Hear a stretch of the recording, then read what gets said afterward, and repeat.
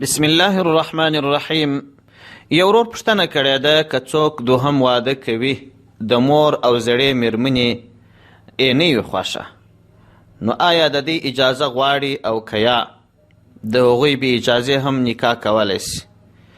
د دغه ورور د پوښتنې په جواب کې باید ووایم چې الله عز وجل و هر مسلمان ته د نکاح اجازه ورکړې ده، یوه، دوې، درې، څلور، په دې شرط چې ترمنځ عدل کوي.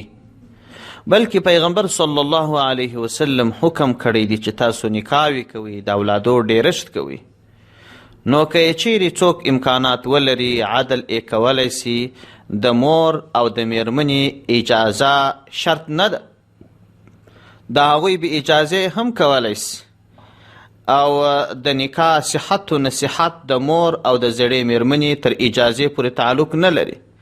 تفصیلواره خبرې را نقل کړي دي النهر الفائق جلد ام صفحه 185.